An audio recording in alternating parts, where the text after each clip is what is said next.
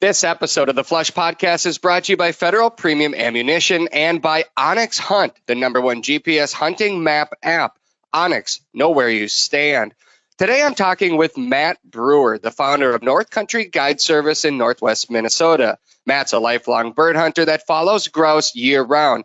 We discuss several species of grouse, dancing sharptails on their leks, what we can learn from these native birds, and how the Minnesota Sharptail Grouse Society is working to make our lands a better place for us to find hunting success.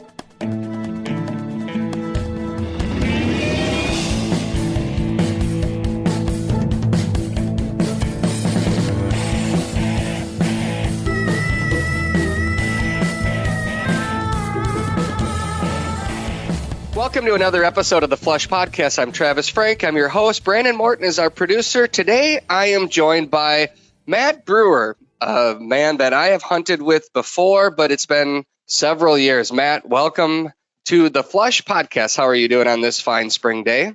I'm doing well. Thanks for having me. So what are you most excited for coming up here? The turkey hunting season, morel mushrooms, or sharptails dancing on their leks? You're going to make me pick one? You don't have to. You can say all of the above. I honestly am. The older I get, the more amped up for turkeys I get every year. I don't know. I gave up snow goose hunting because my turkey addiction got so strong. And I always try to make time to watch Sharpies and chickens dance, but turkey season is probably what I'm most excited for. Gotcha. So whereabouts are you? Where do you live right now? And where are you from? I'm from Roseau, Minnesota. So the very northwest corner.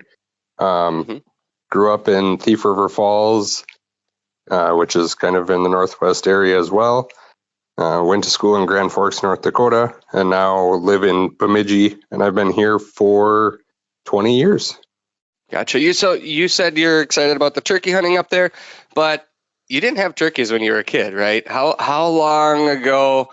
Do you remember your first time turkey hunting up there? Yeah. When I was a kid, we always actually kind of have an interesting story because it relates a little bit to you. So, when I was a kid, we used to go down by Harmony, Minnesota, and turkey was it was a draw system. So not everybody got drawn. It was a lottery. And I remember the first time I went, we actually hunted a piece that Ron Shara hunts. Oh, okay. That he used to hunt. So that was my first experience turkey hunting. And we made that kind of a yearly family tradition. Me and my dad and brother would turkey hunt. And my mom would go to all the knick-knacky or woodworking shops. And that was turkey hunting back then.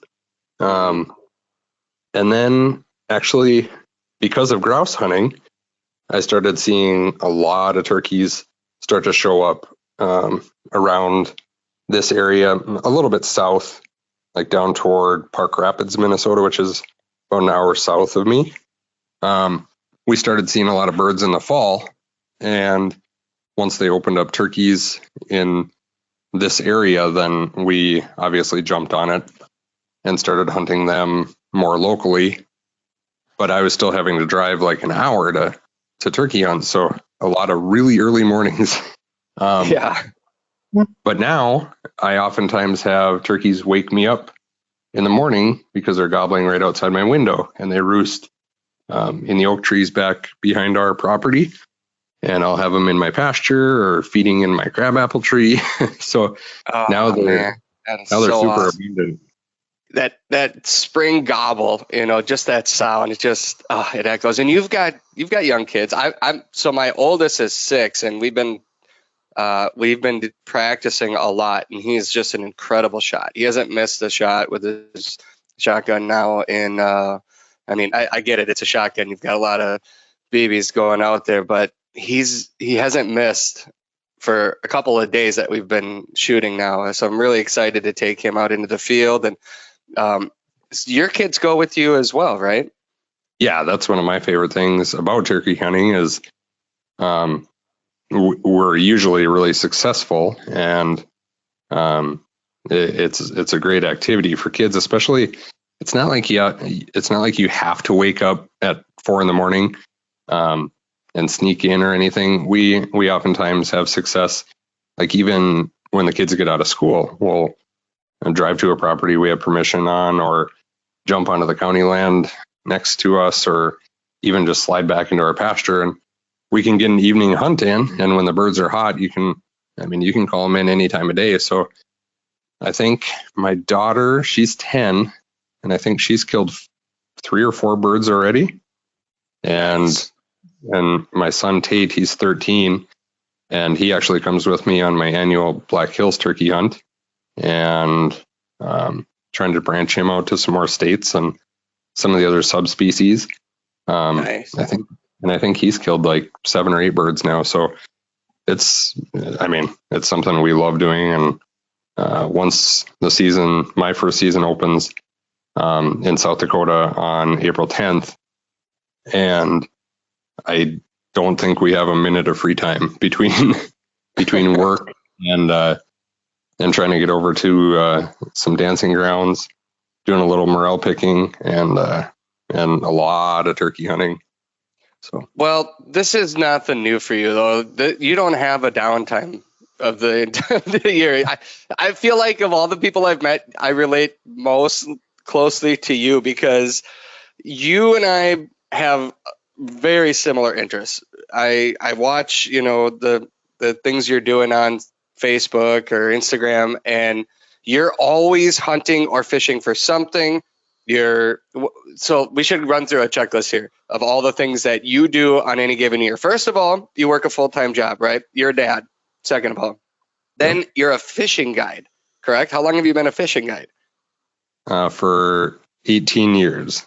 18 years. Yeah, I've been one for about 20. This would be my 21st year of taking people out fishing.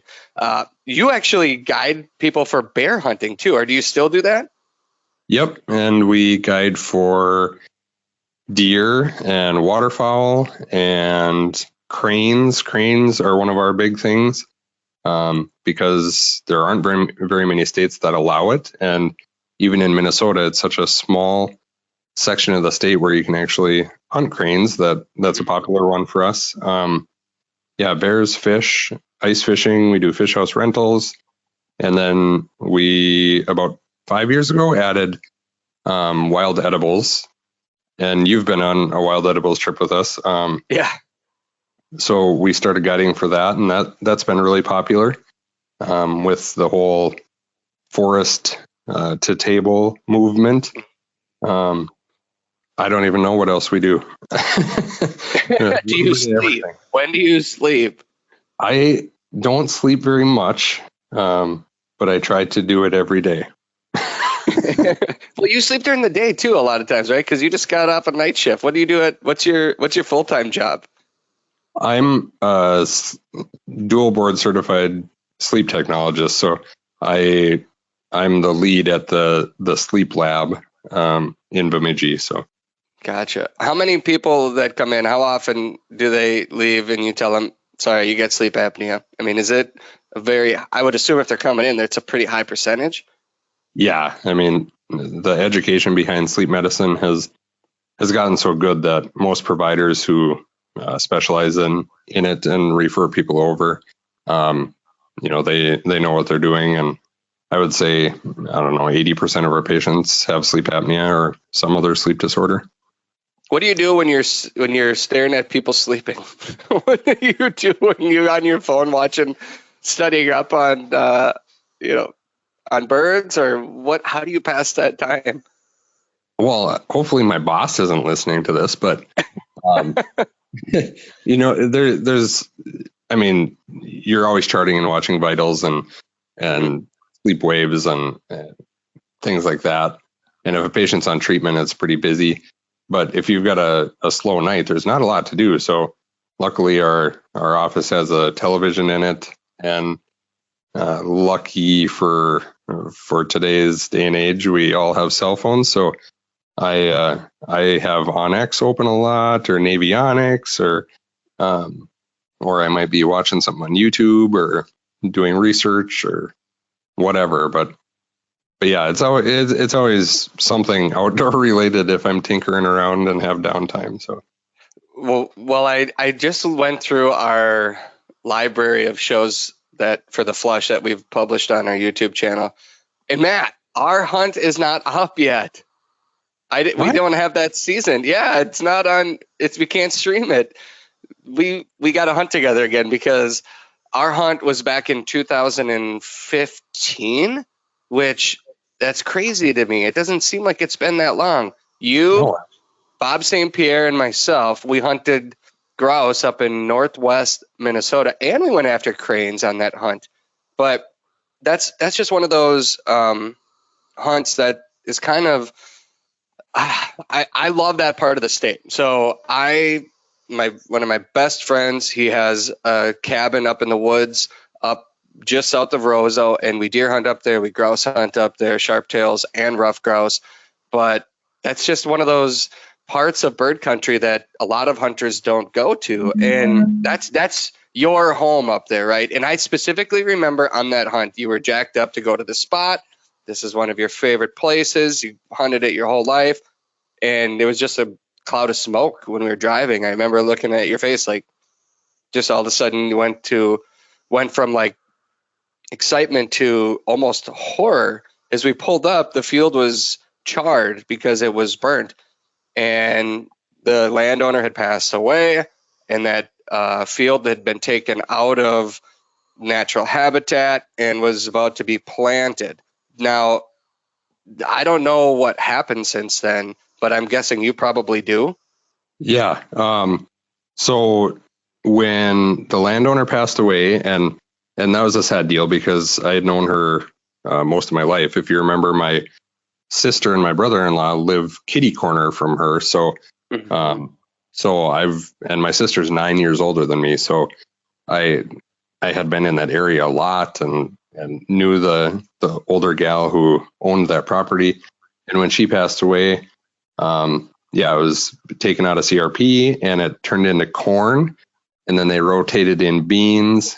And then actually the last time that I was up and actually touched that field, it was barley, and we actually killed a bunch of honkers and some cranes in that field.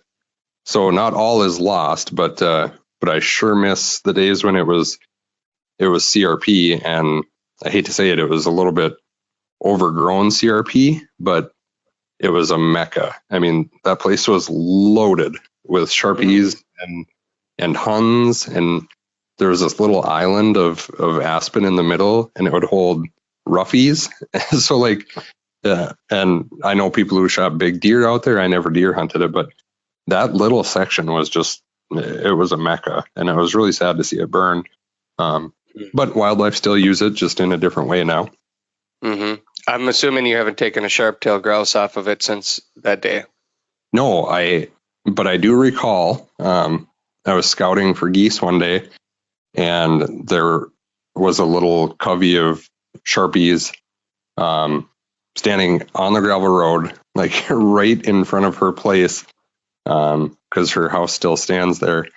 And I stopped and I watched them. I was praying that they would go into that section just to say, "Oh, I saw sharptails there," but they pitched the other direction. And so there's still heartbreaking. Still a ton of birds around there, but yeah, that section, I think, until they re-enroll it in CRP, Sharpies won't use it for anything but possibly food. Passing by. So for people that aren't familiar with the sharp-tailed grouse population in Minnesota, kind of explain where the birds live in this region, or in this state, I should say. Sure. This is one of my favorite things to talk about because when I first got involved with the Sharp-tailed Grouse Society, one of the things that enamored me the most was the history of sharptails in Minnesota. And most people don't realize that they were once the most abundant game bird in the state. So there were more sharptails than rough grouse, more than pheasants. And back then there weren't even pheasants in Minnesota. Right. But the settlers came and And as they swath things through and discovered the native prairie, they found sharptails, and there's stories about like sharptail flushes that made the sky turn black. And people talked about feeding their families back then, and it was as simple as walking out your back door, shooting a few sharptail, and that was what was being cooked that night. It was just go out, grab your meal, it was done. And as things developed, obviously development is what hurts a lot of species, and specifically prairie grouse, because their habitat is so precise. So as the native prairie started to disappear and kind of give way to more woods and overgrowth, the sharptail populations declined. And in like the 70s, late 70s and in the 80s, the population really took a hit. And it wasn't until the CRP program really took off that things started to kind of stabilize. So CRP in Minnesota, the Conservation Reserve Program, is kind of what saved the sharptail. And then obviously Minnesota Sharptail Grouse Society, we don't claim to have hurt the population by any means. We like to think that we're helping it a ton, and we have partnerships with like Pheasants Forever and the Prairie Chicken Society. We've teamed up with MDHA, a lot of different organizations to acquire land or improve habitat, help with research, things like that. And now the populations are mostly stable. We see years with some increase in the Northwest, whereas in East Central Minnesota, where another remnant population still lives, those birds are a little bit more in the trouble zone. And in the Northeast, things are fairly stable. So go ahead. So you've got your East Central birds, which, like I said, are a little bit more in trouble. The Northeast birds, which are kind of stable. And then in the Northwest, they're still thriving a bit. And it fluctuates so much based on CRP enrollment and burn projects, swathing, things like that. What is it specifically about the population in East Central Minnesota, which is kind of like Hinckley, Mille Lacs, Aiken, kind of the core area there? What is it that's that has them so troubled compared to these other regions? Well, I think your population density is a little stronger. Not as much native prairie grass and rolling hill. It's kind of I guess I would say we're lucky to even have birds in that area with if you look at the habitat around there, it doesn't look ideal for sharptail by any means. And the proximity to the metro, and hunters don't make a huge impact, but when you're talking about such a small population and, word gets out, hey, we can go hunt sharptail. I've always wanted to kill a sharptail. And people in the metro maybe only have to drive, whatever it is, 2 hours, an hour and 45 minutes, as opposed to 5 hours, right. Up to Thief River Falls, that area. It's a much easier trek, and I think it attracts a lot more hunters. So there's a lot of things going against those birds. Well, and somebody listening, this is just podcast, people listen from all over the country and even other countries, but they'll say, what, like somebody in North Dakota or Montana, be like, hey, why is it a big deal why would you even care about sharptails? They're everywhere out here. But here where we live, and I'll not necessarily where you live, but where I live in central Minnesota, we don't have them. They just don't exist where I live. And people from, let's say, Wisconsin or Illinois, they don't have them. So just the chance at a shot for this bird. I remember the first one I ever shot in Minnesota. I think it was actually with you, Matt, but I just held the bird and I'm like, dang, I don't know. There's just something different about it. I've shot a lot of pheasants. I've shot rough grouse, but there's just not a lot of places that we have access to these birds, and it feels a little bit different. It felt a little more special, and I still feel that way every time I see them. I love it when I see them.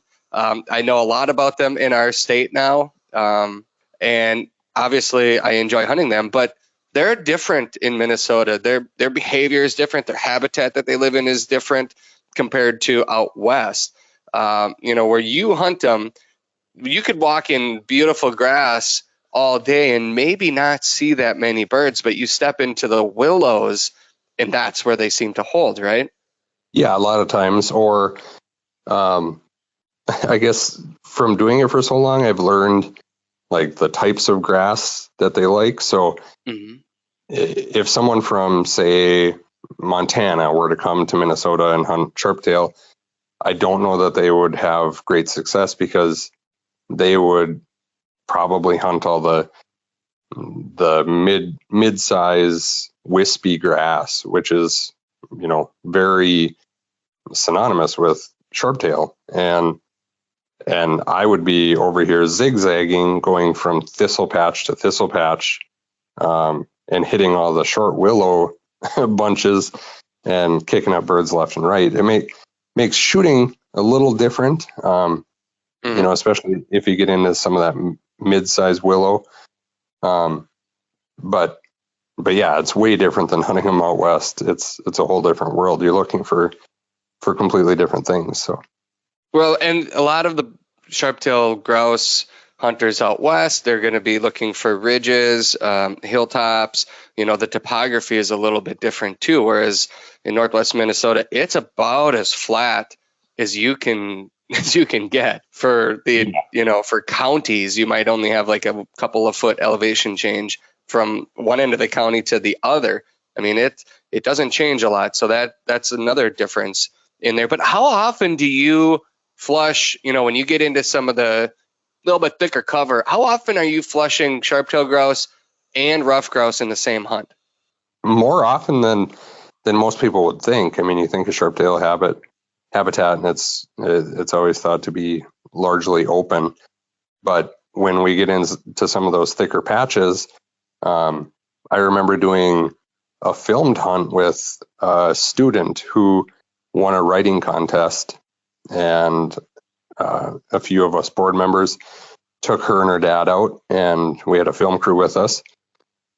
And we were walking this edge, pushing towards some taller willows. And historically, our vice president, Kyle Arola, he had seen multiple birds and flushed multiple birds like on this willow edge.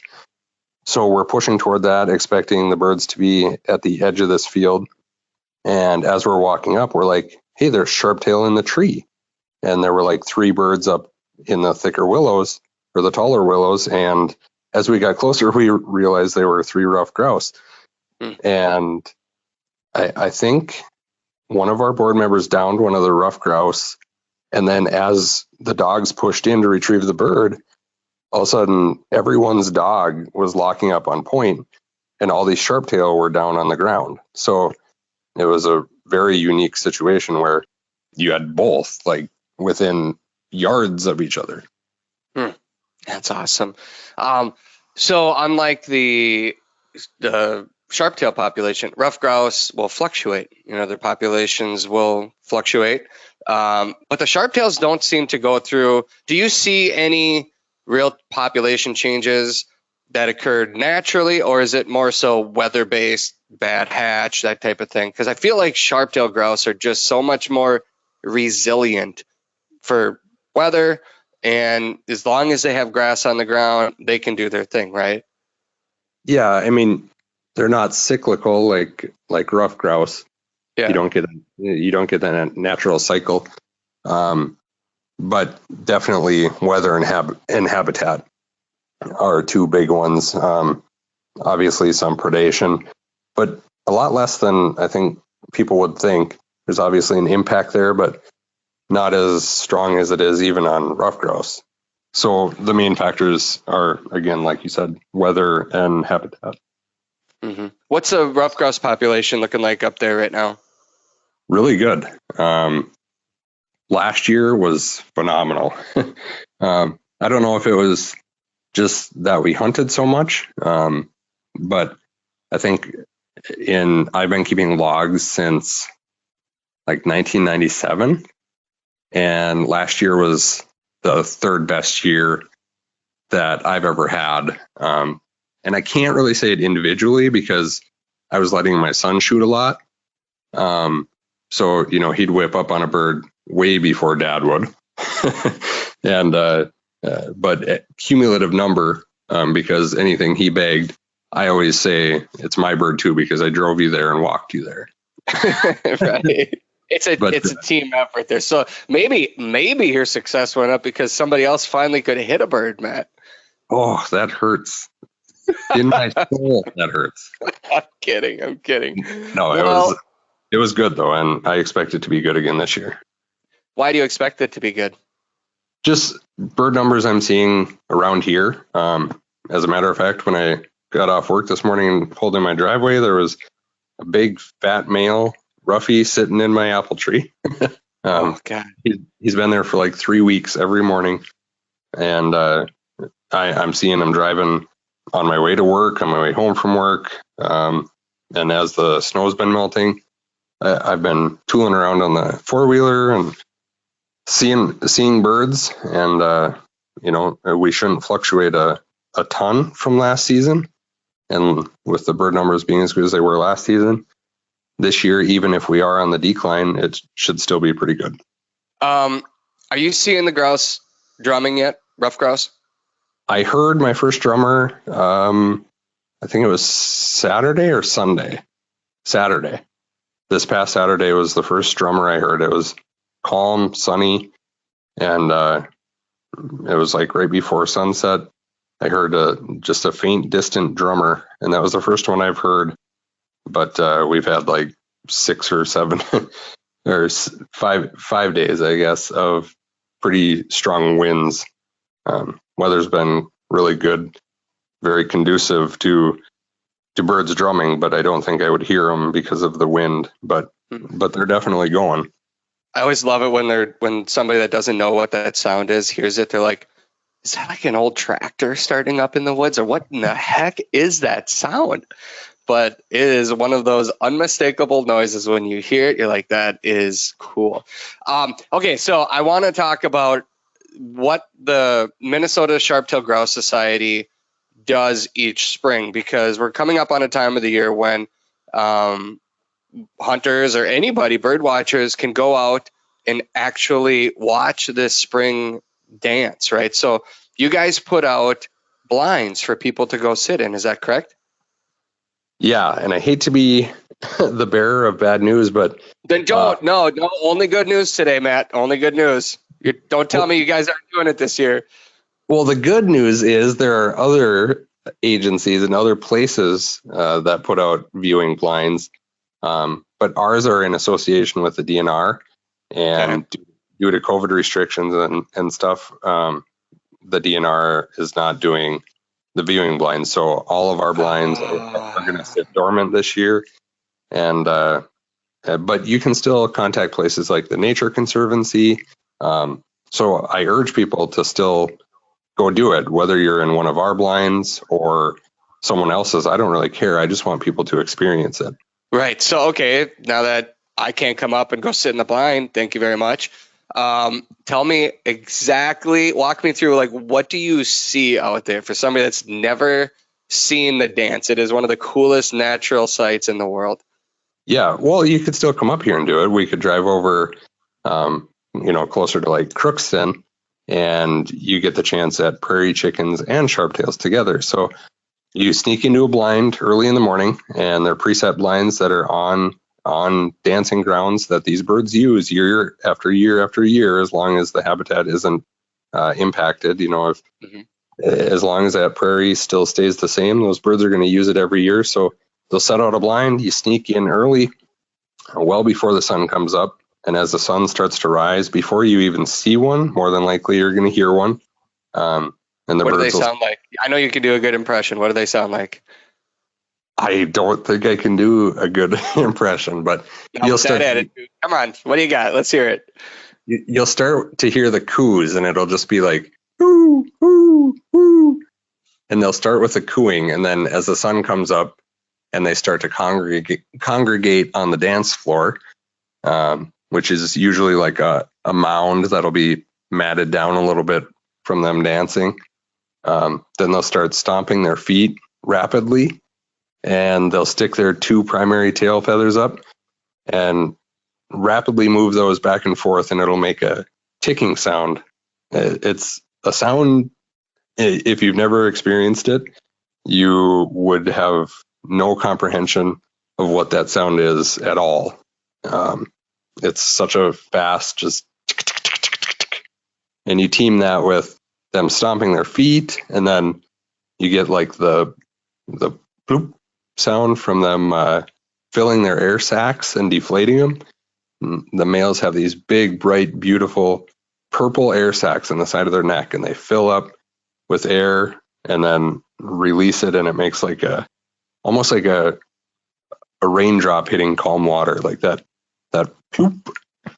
All these sounds are just a wonderful sign of spring, and the birds look beautiful that time of year. Like I said, they get that bright purple air sac, and then they have the yellow tiff over their eye that exposes itself very prominently in the spring. And the birds, like I said, the birds are beautiful. The noises are great. And you'll sit there and you'll hear sandhill cranes and hawks and just all sorts of birds that utilize the prairie. And you might have a fox run by, and you're sure to see deer. I mean, it's one of my favorite things to do in the spring. We actually did a story on it for one of our other TV shows like 4 or 5 years ago with Julie Provost. She's on your board, right, for the Sharp-tailed Grouse Society, right? Yep. And so when we were out there, a hawk came down and took one of them. They were out there dancing, and all of a sudden the camera's rolling, and this bird just gets taken out. Like, oh. And she's like, I don't know if you want to show that on TV. I'm like, that's real life. That's exactly what we're going to show on TV. But yeah, they get out in the dance floor. How many birds can be out there at a given time? Because I mean, I was surprised at how many males and females showed up to the dance. Yeah, I mean, it varies. I have had really good days. I've had mediocre days. I think the lowest number I've ever counted. I always try to keep counts, and then I send them off to try to help out, whether they're utilized or not. But I've had as few as 3 birds dancing on a lek. And you average anywhere from like 9 to 12 seems like a pretty common number. But I've had as many as 21 birds on a lek. And the more birds you get, it actually becomes a little bit chaotic, especially, you're a lot like me, where you'll take it in until your trigger finger starts to get itchy. And it's not because you want to shoot, but because you have your camera with. So if you're trying to do photography, after you've got the experience and everything you need, and then the light becomes perfect, you switch over to photographer and try to capture those moments to live, forever.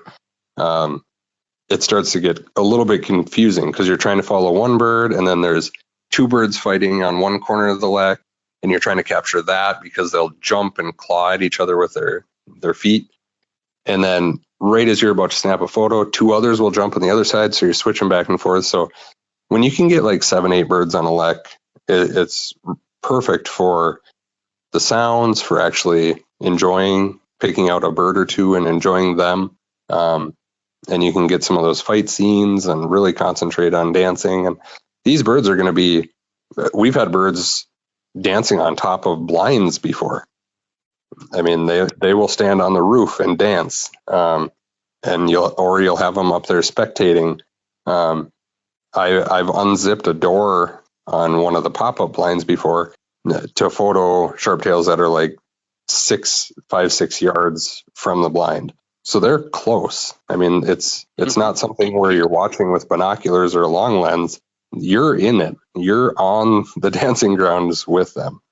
Well, I'm always amazed too that you can put the blind literally right in the middle of the dance floor and they're 10 feet from you, 20 feet. I mean, it's not like you need to, they don't seem to mind, I guess is what I'm trying to say. You're right in the action with them. Yep. Yeah. And if you interrupt it or disrupt them enough times, then they'll start to learn. So, that's why you get in super early so that you don't kick them off the lek. And then you try to prepare yourself to stay until the dancing is kind of done or all the birds move off the lek. So it might be 9-10 o'clock in the morning before you finally, crawl out of the blind and make your way back to your truck. But as long as they don't get bumped a lot, they don't care, and they'll catch movement in the blind and they look at you and then they go back to dancing. they have one thing on their mind, and so long as they're not being rudely interrupted, they'll put up with a lot. So what is the main goal of monitoring the leks? I know that a lot of biologists use it to determine populations, correct? I mean, is there anything else that you're looking for? Population is the main thing. With pheasants, they do roadside counts. A lot of male carriers count birds that they witness on the roadside, and that's the determining factor for pheasant populations. Rough grouse, people stop and listen. They'll go a quarter mile, listen, 1 mile, listen. And with sharptail, the best way to do it is observing dancing grounds and then trying to figure out a population based on that. So that's the main purpose for that. So I did a story on sage grouse a few years ago. We hunted them, but I really kind of got a grasp of the bird, excuse me, and their long life expectancy. And I got to experience what just the magnitude of what the sage grouse go through out there. They'll travel several miles, almost like they migrate to the leks each spring. And once a lek is removed or the habitat has been disturbed, that lek's gone forever, from my understanding. Like we talked about earlier with that property that you hunted your whole life, now being corn and beans. I don't know. Do you know if that would go back into CRP and you'd get some native habitat back in there? Would a lek reform, or once it's gone, is it always gone? I'm not 100% sure what would happen. I don't know on lek usage or reformation, whether that's truly a thing. Most of the time when we see a lek disappear, it never really comes back. But we never really see it go back to looking natural. Even if it gets re-enrolled in CRP, or grazing or burning or anything like that happens on it, the birds have to re-find it and they have to resettle in. And chances are they've probably already moved on to a different lek somewhere else. So I think it's possible. I haven't witnessed it happening. So gotcha. They're more likely to be able to move on and find a new dance floor versus a sage grouse that once they lose that, they don't know how to create a new lek, or they're not capable of moving to a different place, right? Yeah.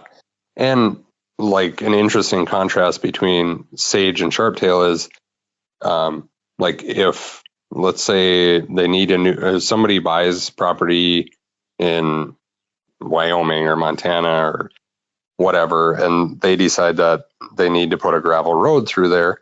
Well, they put a gravel road through, and sage grouse won't boom anywhere near a gravel road. So you put a road through, the lek is destroyed because they won't use it anymore. Whereas sharptail, you might see sharptail dancing on a gravel road. Like, it might interrupt your day because In a good Birds, way. right? Their lek may have been interrupted, and they still want to dance. So they pitch off. Maybe they land on the edge of a gravel road. They go up, eat some gravel, and they're like, "Let's start the party here," and they'll just dance on a gravel road. So that's an interesting contrast between sage and sharptail that I always thought was pretty cool. So when these grouse start dancing, you can go watch it. You can watch from the road. You can watch from the blinds. Some of the blinds are not accessible this year because of COVID. I totally get it. But it's a cool sight to see. When does a dance party typically start in the spring, and how long does it last? So I wouldn't doubt if birds are already starting to think about moving on to the leks. The snow has mostly melted completely, and the ground in a lot of areas has already thawed, which is incredible. It's super early this year, but mid-April is usually the best time. Like, three things that happen. Like, if you say April 15th, there are three things in Minnesota that I think of on April 15th. You got turkey hunting, you got sturgeon fishing on the Rainy River, and you got sharptails dancing on the lek. So April 15th, if you could choose a time to do any of those three activities, try to plan it right around April 15th, because you're probably gonna have a good time. And about 10 days after that, maybe 15, the morel mushrooms pop. At least down in my neck of the woods. When do they come up in yours? Yeah, actually, it's funny because morels in northern Minnesota, which are black morels, the majority, pop at pretty much the exact same time as your yellow morels 4 hours south of me. They pop at the same time, but yours are actually going sooner if you look at like geography and soil temperature. Yep. And then when your yellows are done, then the small amount of yellows that we do have around here, then they go, and we actually find those into early June. Interesting. So I've always wanted to find them. I go up to the Boundary Waters at the end of May, early June, and I'm like, gosh. And I've looked and looked and looked, and I've never found a morel up in the Boundary Waters. Obviously, I know that they grow there, but the blacks are just too far gone at that point. So it would just be the yellows, right? And what kind of trees do you find your yellow morels in northern Minnesota? our yellows are mostly, we call them sand morels. You can find them like on the edges of gravel pits, or as spring starts to happen, people with like really sandy soil, like in their yard.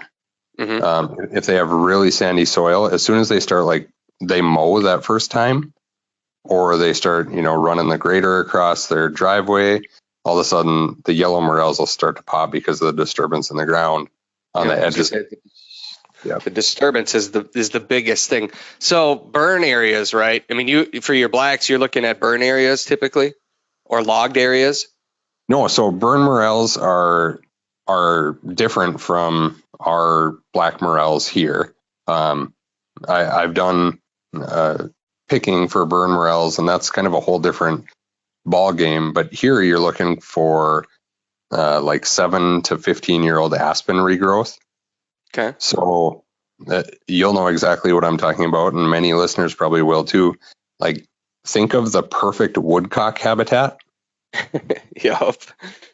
Where it's just getting old enough that it's going to hold grouse too. Mm-hmm. If you know that habitat, you know where the black morels are in this area. Interesting. So when you get aspen or poplar trees that are like the size of your wrist, wrist to calf, that size, and they're still dense before the natural selection starts to weed out the weaker ones that fall over and cause the tangled deadfalls. When they're all still standing before that is really happening, and at the beginning of when it's starting to happen, that's when the black morels are growing in those areas. So yeah, if you think of aspens like wrist to calf size, that's what we're looking for here. We don't have elm. Yeah, I was gonna say you don't have the elms, but so here's a crash course on morel mushrooms. Everybody wants to know how to grow them. You can't. They're just this elusive thing. But I've done some research on them and talked to, oh gosh, I forget the name. There's like a name for people that study morels or mushrooms, I should say. The Minnesota Mycological Society. So I've done multiple stories on morels, but here's like the crash course on it. They are difficult to reproduce in a setting like your backyard or plant them because they're a living organism, mycelium it's called, and it grows on an organism, a tree, right? And they grow on the tree root system. When the tree gets disturbed, dies, or gets cut down or burned, it disturbs the tree.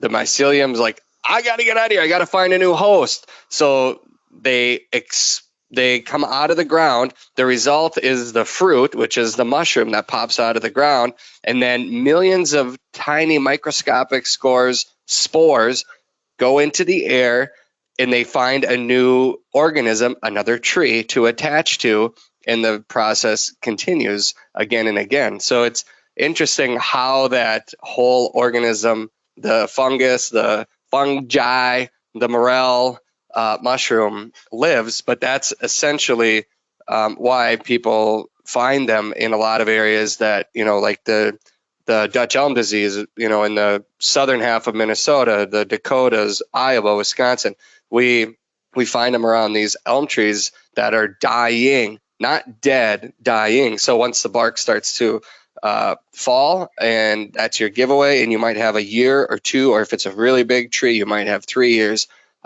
But at least in our region, that's kind of why people find them under the dead elms. You can find them under apple trees and other trees as well, but typically you're looking for the elm trees.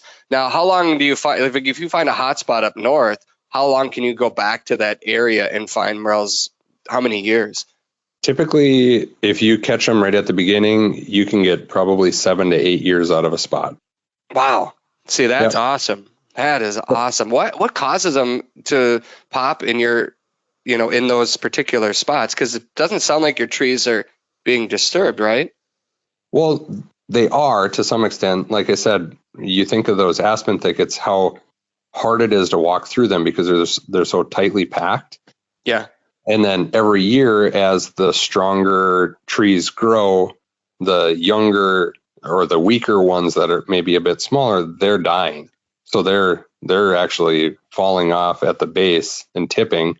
And then you've got natural disturbance from deer. Like the deer, you can't you can't fathom the amount of black morels I've picked on deer trails because the deer are disturbing the soil constantly. And then obviously a hard rainfall is enough to cause them to fruit as well. And the black morel is largely understudied, and it's mycorrhizal. So like you said, it attaches itself to a plant or root system. And they're finding a lot of them, the black morels actually are attaching themselves to another system of plant life that intertwines throughout the forest floor. So we'll find large patches of them along like a root system of these very small plants that are busting out of the forest floor too. So they're really interesting and very different from the yellow. My goodness, we could talk about morel mushrooms all day. We're getting so far off track here. Yeah. But the hunting season for them is coming up. I've taken a lot of first-time hunters out too, and it's kind of, if you enjoy the upland hunt or any kind of hunting, you're probably going to enjoy the hunt for morels and the rewards when you find them. Everyone gets giddy, like a couple of schoolgirls, oh my goodness, like a high-pitched voice when you find them. I don't know why, but it just never gets old to me. We could start our own morel mushroom podcast. We'd call it the fun guys. The Marcello. Oh my goodness! All right, back on track. Come on, stay focused here. Okay, so the Minnesota Sharp-tailed Grouse Society, founded in, I want to say, the 80s, right? I mean, you're a relatively small organization in the big picture of conservation in America, right? But it's Minnesota based. Is there any other sharp-tailed grouse societies outside of Minnesota? Yeah, there were several. I believe Michigan had one, and there is an existing Wisconsin Sharp-tailed Grouse Society. And we actually worked out a program where we translocated birds from Minnesota into Wisconsin, into the Wisconsin, the Moco Barrens, Wisconsin Barrens area. And so a lot of the birds in Wisconsin, actually the majority of the birds in Wisconsin right now are actually Minnesota birds. Interesting. I didn't know. And then there was Sharp-tails Manitoba, which I'm unsure if they still exist anymore, but there's been a few around. Minnesota Sharp-tailed Grouse Society is obviously the longest standing, and we feel the most impactful. We are small, but what we lack in size, we try to make up for in passion. So as a small group, we're still making large leaps and bounds to help the sharp-tail, and we're not in it for, we don't need to have 300,000 members. Like we just want to make an impact and make it better for everybody else. And the more members we have, obviously, that's great, and it gives us some more groundwork that we can lay out. But we're not pushing for it heavy. We just try to keep to our mission and get things done as we can. What's your mission? What's the mission statement for the organization? Oh, now I'll screw it up, but it's to improve the habitat for sharp-tails for hunters and non-hunters alike. Something to that effect. It's not exact, but that's what it is. We're not doing it just for the hunting community.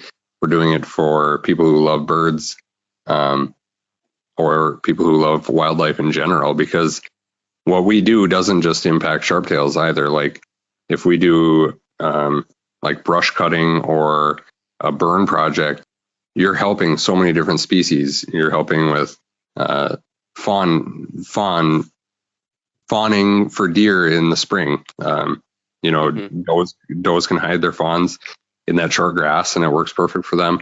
Provides them great nutrients for food. Foxes love to hide in the stuff. Rabbits, the list goes on and on and on and on.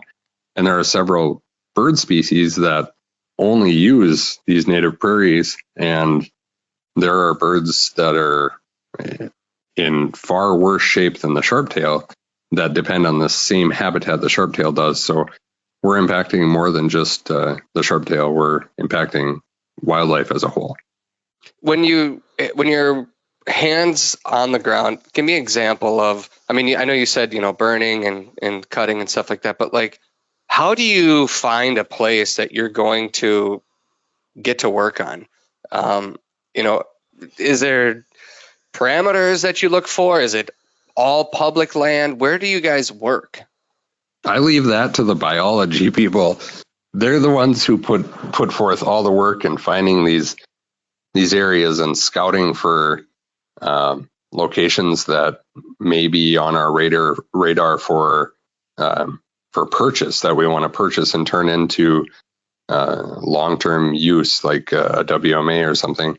And like I said, there are so many great people in the Minnesota DNR that are passionate, and people with like Pheasants Forever and RGS that want to team up, and they've got great teams of biologists that will help find pieces of land or properties. But a lot of it comes from like our DNR outreach people who already know the landscape so well and may already have all these places on their radar from speaking to landowners or doing surveys or things like that.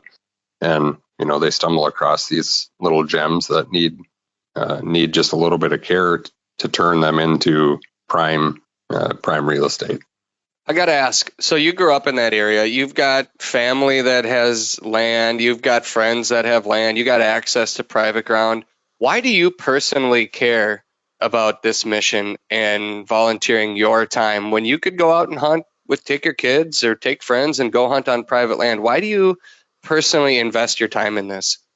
Well, I know you've heard this story because I think I've probably told it to you several times, but I remember as a kid, like standing at the end of my long driveway, 3 or 4 miles from where you and I hunted, and I was waiting for the school bus, and I remember watching sharptails pecking gravel in the morning on the gravel road right by our house. And I remember seeing that as a kid, and then all of a sudden there were less, and then there were none. And then all of a sudden it was like, when's the last time you saw a sharptail? And all of a sudden it was like they were just gone. It went from I could watch them when I was waiting for the school bus, or I'd be out playing catch with my buddies and they'd be in our crabapple trees, or, almost running them over, driving around with like riding around with my mom or something. But then all of a sudden they just completely disappeared. Like I couldn't remember where they went, kind of like the moose story of Minnesota. Right. And then as I got older and realized that there was something I could actually do about it, and I had been into hunting sharptails at this point, then I started researching how I could become involved with the Sharptail Grouse Society, because especially as a dad, I want my kids to experience what I was able to experience when I was a kid. And I want future generations to be able to experience what I had as a kid. And I don't want things like my lesser prairie chicken story, where I was invited to hunt by actually the founder of one of the founders of the Sharptail Grouse Society, invited me to go hunt lesser prairie chickens. And he whispered in my ear, he said, you should definitely come with, because it might be the last time you ever have the chance. And I didn't go on the hunt. And the very next year it got shut down completely. Wow. So I don't want sharptails to be put on the endangered species list. I know that that's a far stretch, but I watched it happen with a lesser prairie chicken. So I don't want that to happen to sharptails. And if there's even some small thing I can do to help keep them in the ball game, then I feel like I need to throw my hat in. Right. Well, it's admirable. And it just proves, again, the impact that each one of us can have. It may seem, depending on what your role is, if it's one day a year, one day a month, I don't know what it is. I don't know which organization it is for you or which region, but to do something helps, because when we all do something collectively, we make a difference. But if we say, I can't do much, what's the point? It's one day a year. If everyone said that, we'd have nobody fighting for the things that we love. And like you experienced, you got to see something that was so amazing in the wild world, grew up with it, and watched it leave, disappear. It affected you, and it caused you, somebody down in, let's say, Illinois maybe doesn't know what that's like to watch sharp-tailed grouse dance, so they're not as impacted by it. But yeah, I guess I'm not sure where I'm going with this, other than we all make a difference, and I'm thankful for what you're doing. I see it firsthand because I get to go up into that little corner of the state I call a hunter's paradise. You know it, but that's just one region across the country, and they all have their own species and their own amazing opportunities that we all get to enjoy. So, sharptails.org is your organization, right, for the Minnesota Sharptail Society? Yep. Gotcha. And you personally, North Country Guide Service, you basically, if it grows or walks, you're in pursuit of it year round, or swims, I should say. Also correct. Also correct. Oh my goodness. Well, I am going to do a couple of things. So as I'm sitting here talking to you, one, we have to get the 2015 season of Flush episodes up on our site so we can stream it. Maybe we'll do that during the off season here. But two, we've got some really incredible video of these birds on the leks dancing. So I'm going to talk to a couple of our editors, see if we can't get this video up for people to watch. I know there's other places you can Google do a search and watch the dance. It's pretty incredible. Obviously, your blinds, like you talked about earlier, because of COVID, aren't going to be open this year, but there are other places you can do a search for sharp-tail, lek blinds. I assume you're going to find a couple of different options in Minnesota. And you know what? There's nothing wrong with getting a cup of coffee early in the morning and going for a drive in bird country and stopping. As long as you're not going to interfere with the birds, you get to watch them. It's one of those incredible sights that we're fortunate to be able to witness. And hopefully, because of people like you and landowners that care, we'll be able to have it for many years to come. Any parting thoughts for us, Matt?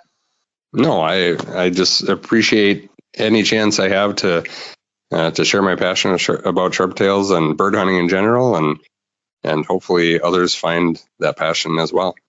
Yeah, we all seem to love the birds, different species, but they're birds that we get to enjoy, watch our dogs out there in the field. I didn't touch on spruce grouse. I wanted to, because you guys also have spruce grouse. So you've got sharp-tailed grouse, rough grouse, spruce grouse, Hungarian partridge, woodcock. Not many places in America you can flush 5 upland species in any given moment of a walk, but you live in one of them at Northwest Minnesota. Yeah, last year actually was my first single season Minnesota Slam. So I shot the grouse slam, but I also harvested every pursuable upland game bird that we have available here. And last year was the first year I did it. And spruce grouse was the hardest one to get. They're different. They're definitely different. Easiest to kill, but hardest to find. Right. My first time was up by Roseau, up in your neck of the woods, hunting them. Meadow Cowfeld. We went out after them, and her dog went on point and was looking way up in the trees, and it took us a long time to find the bird, but the dog wouldn't break point, so we knew there was one in the tree, and finally we found it. It's a very different hunt, but also, just like going to a lek and watching it. It's one of those experiences in life where try it, right? Get out there and see if you can make it happen. Yep. And interestingly enough, that hunt, when you were with Meadow, I was grouse hunting 3 miles from you, and I knew exactly where you were when you killed that bird that day. Dang. Well, it's good to know I'm being watched then. I appreciate that. All right. Well, we'll be back. We'll be back with another episode next week. Once again, thank you to Federal Premium Ammunition and Onyx for helping us to make this show possible. Be sure to download the Onyx Hunt app before your next hunting adventure to find out why it's one of the most valuable hunting tools available today. All of the episodes of the Flush Television Show from our latest season are now uploaded to our YouTube channel and coming soon to Amazon as well. Simply search for The Flush TV on YouTube, and you'll find all of our shows, except for, of course, 2015 season, which I need to get up there, and I'm going to work on that. Please subscribe to our channel so you don't miss any of the upcoming videos we plan to post, like maybe the birds dancing on the lek or the grouse drumming. We've got that too. You can stream each episode of our shows in their entirety from home or bird camp, or as my boss, Scott Franzen, likes to do while he's sitting at his desk at work. Matt, good luck in your pursuit of turkeys, sturgeon, morel mushrooms, and everything else you're about to do over the next several weeks. Thank you for joining us today. We'll be back next week with another episode of the Flush Podcast. I'm Travis Frank, reminding you to take the time to introduce someone new to the field.